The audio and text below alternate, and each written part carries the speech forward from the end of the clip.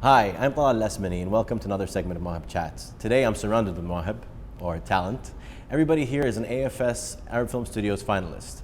And we're not going to talk about Arab Film Studios per se, but I want to discuss something that will help everybody who's watching. And so why don't we discuss the short film?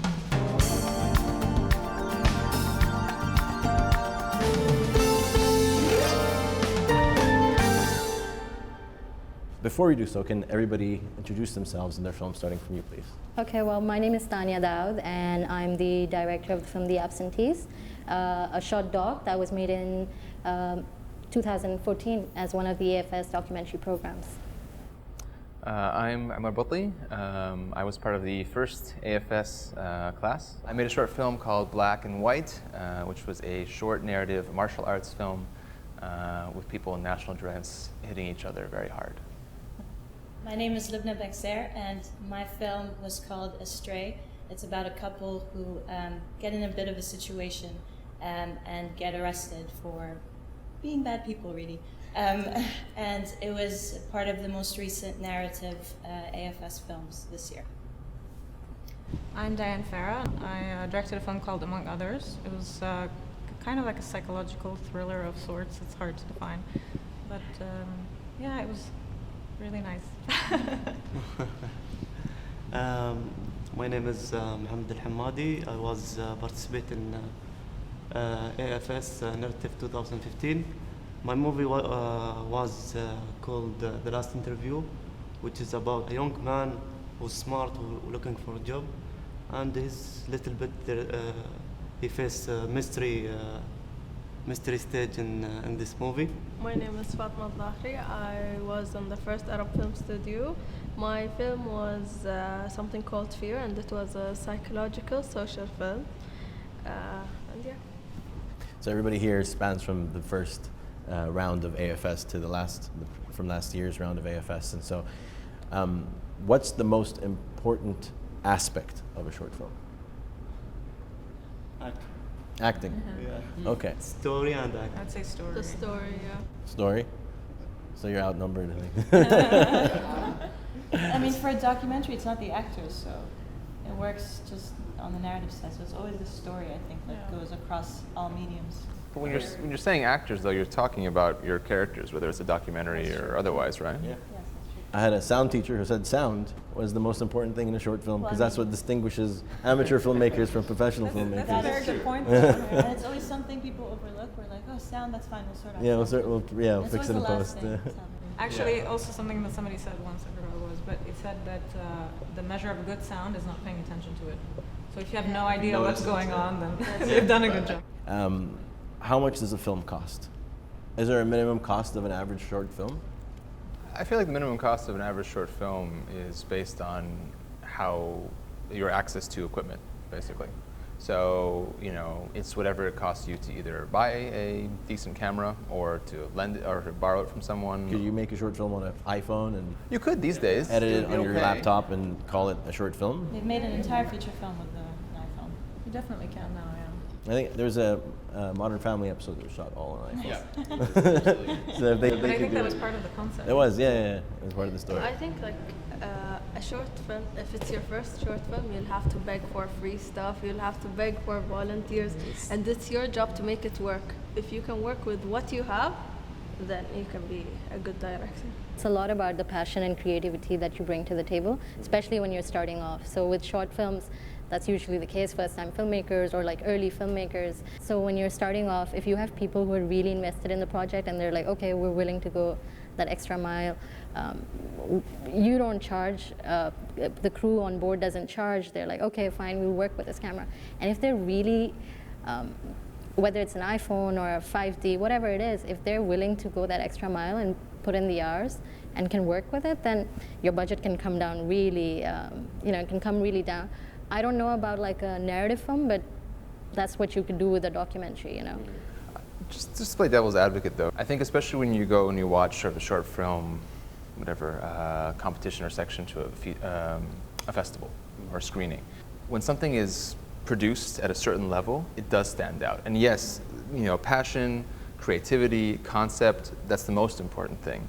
But just the way you were saying that sound differentiates a good short film, absolutely, that's something I noticed. If the sound is bad, it takes me out of the movie. If the picture is bad, the filming is bad, it takes me out of the movie. Not to say you can't make it with an iPhone, of course you can.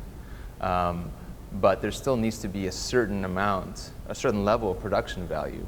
And you do appreciate that, and that's part of telling your story. And to just play devil's advocate with you as well, I think if you have a gripping story, and the story is very gripping, no matter how bad the picture is, if it's grainy, if the sound is bad, if the acting is okay, if the story is gripping, I do believe that you can be gripped with that. That's actually something we were told during our AFS program. We were told, you could have like great cameramen, you could have the greatest crew, the greatest sound guys, but if you're going to put a bad story out there, nobody is going to care, and it's not going to go on a festival. As opposed to that, if you have like not the greatest production value, but you have a good story, we were told it would go to festivals, So say you have a great idea. So we assume there's already a script, and you want to make this movie. What's the first thing to do? Find somebody to make it. Find money. Okay. So the first thing to do is find money. Yeah, if we already have a team of collaborators who are on board, you figure out how practically to get it made, whether that means finding the financial resources that you need through budgeting it, or that means figuring out who you can ask for favors to let you film places for free. Either way, it's all well to have and good to have a great script, but then if you can't practically figure out how to get it made, I don't know about everyone else here, I certainly have had many times like, wow, that would be a great idea for a short film. I have no time to do it and no one to film it, so that's not going to happen. So yeah, absolutely. I think logistics, as much as that may not be the fun part of movie making, is The first part. So let's continue walking through the steps of making your film briefly, just so if someone has never made a movie before, wants to get started and make their first short film. So they have the script, they have found money for it. The next thing would be to find actors. Yes. Okay. And the team. And the crew. And so what's your minimal crew that you'd need to have? 3 people? Smaller Sometimes. Yeah, if you really want to be bare bones, and you can operate yourself too. You have a sound guy, and you have you behind the camera. Yeah.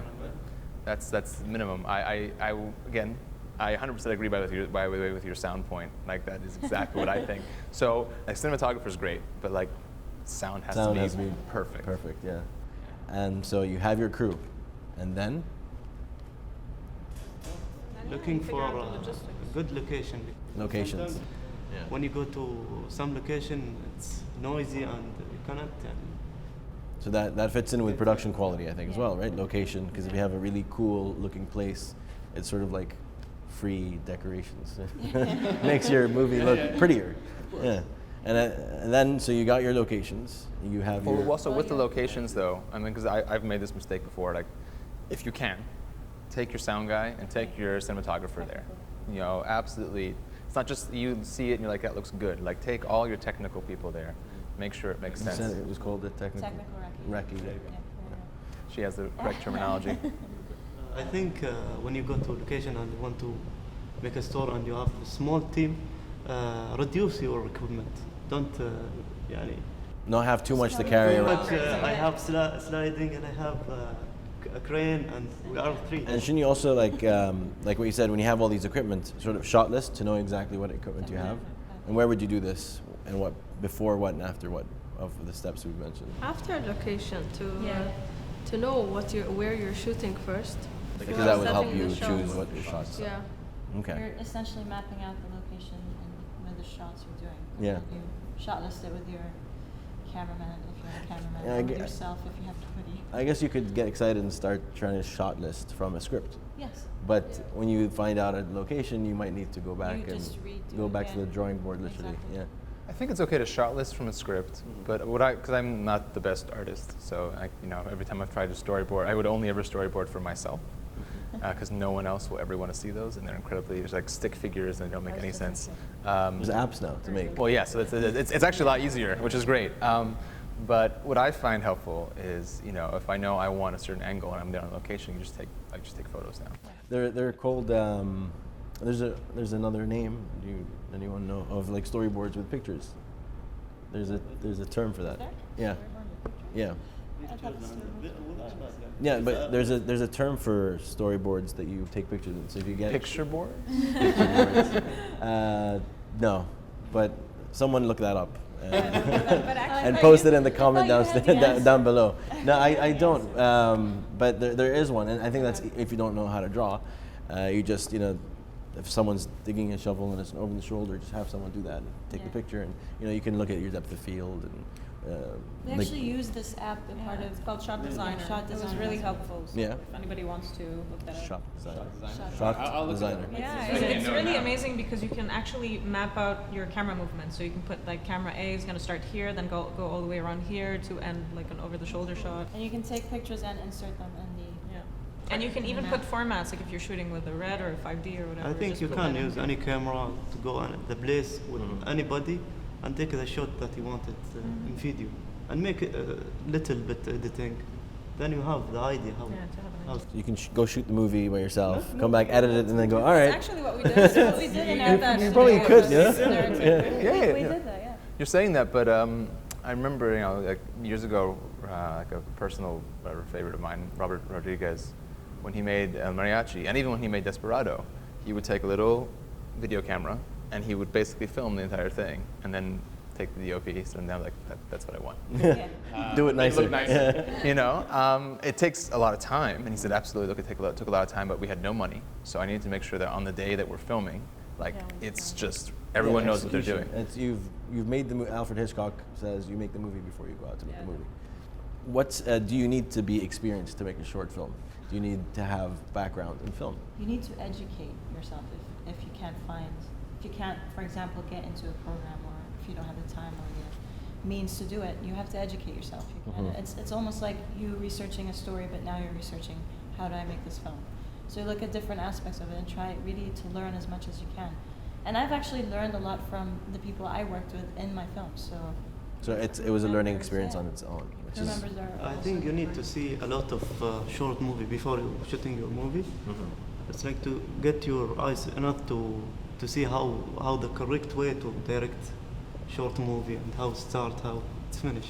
the types of stories, the types of shots, Okay. But that's more skill, right? But I was just talking to someone recently, and they said you need to want to tell a story. You need to feel like you have a sense of a story that you want to tell, or you are a storyteller in some way or the other. You might not know how to put it from like A to Z in like the perfect order and like seamlessly, but you need to want to say something, right? And want to tell somebody like, okay, look, I have a story and I want to showcase this. To me, that's like the most important thing, because a lot of us which came on board, even AFS, we hadn't made films before, but we wanted to do something. Well, could you guys each tell me something that you have learned by making your film, since they're all educational experiences? And they could be, it could be the film you made in AFS, and if it was longer since AFS, if you made films more recently than that, that are short. Let's stick to the short film category. Yeah. Well, my last short film I did was 2 years ago, and the most thing I learned is that you need like good locations. I didn't think of the location as being important, and yeah, in my film for AFS, I had a very bad sound experience, and I had to refix it after AFS with my own money because I couldn't stand having a film with bad sound. So I made a silent film, which is even more challenging. I thought it's gonna be easier, and it's very hard to tell a story without dialogue. So I think the lesson learned here is sound is the most important thing in a short film. And locations. For me, I think you have to believe in your story. If you don't believe in your story, you cannot deliver your idea to the viewers. So also you have to choose good. Did you believe in your story? Is that something you learned? Yeah, firstly, actually I didn't believe it. You didn't. So that was hard for me. All the effort that you put in, and then you start asking, maybe I should have had a different story. Because it's a lot of hard work. And so to do that and not really believe in it is something that you eventually... And don't make it complicated, make it simple as you can. Don't think you are smarter than the viewers. I would say in any format or any kind of film experience I have, the thing that I try to do the most, which I find most challenging, is keep an open mind. Because sometimes you can get really married to an idea, or you can be kind of stuck in one certain vision in anything, even shot listing, or even just the way the story is told. I think it's hard to just take a step back and see it from a different point of view, and also take like feedback. You know, sometimes you really want something to happen, and then when somebody tells you something, you're like, you have no idea what you're talking about. So it's hard to take that in. There's the whole, you know, when you're the director, to keep yourself mysterious so people don't question what you have in your mind. But you also have to sometimes. I think it's good to kind of stick to your vision and stick to your guns, but definitely take in other people's opinions. Yeah. That's really important. Of course. I think for me, one of the biggest things I've learned is how to solve problems creatively. I thought the creative part of the process was just part of the storytelling, and then the shot listing, and then the acting and all that stuff. But then it's also about you showing up to set, and then there's this massive problem that you have to solve, but you need to solve it creatively so that it still makes sense in your film. And in some cases, actually, it adds to your film, which is a wonderful surprise and does not happen all the time. But when it does, it's always a great It's thing. a nice treat. Yeah, so that's, I think, one of the biggest things I've learned. Cool. I guess following on from a lot of what everyone else has been saying, I think on almost everything I've done, even from when I made stupid films in high school, I have a tendency to try to do too much. It's important to realize that you don't have to be the best at everything, whether it's like the best cinematographer or the best with sound, which we all know is the cornerstone of the short film. And what makes someone a good filmmaker is actually recognizing what their limitations are and finding really good, strong, creative people to basically hide your flaws. So for me, I used to try to shoot my own stuff. I've come to the realization that I can operate, but not very well. Certainly everything I've tried to film looks okay, but it doesn't look as good as, I have this like wonderful idea in my head, imagination, that just never comes out. You can always tell someone that who's a cinematographer. And then they actually tell me, no, that's a stupid idea, and let's do this instead. I'm like, oh yeah, that's better. So that's been something that was really good for me, is to realize that film is always a collaborative medium. There's this idea that the director, or depending, is the single visionary. It's not to say that you shouldn't have a strong vision, a strong commitment, but there are people who can do pretty much everything better than you. In fact, I think what makes someone good is recognizing or finding people who are actually better than you in their individual. That's pretty much a role of And the then director sometimes, is to find the best crew, find the best actors. If you were in charge of every little thing, you're one man or one woman. Well, that's so true. You don't make a film alone, and just because you think you're the director, you did not do that alone. And I think you realize that massively. But also, just a lot of research, pre-production planning, research, because you come back to the editing table and you're like, oh my God, I should have taken that shot, or I could have done this and I could have done that. And so like invest in your character, your subject, in a lot of research, a lot of time before you actually go down to shoot. Have your things ready.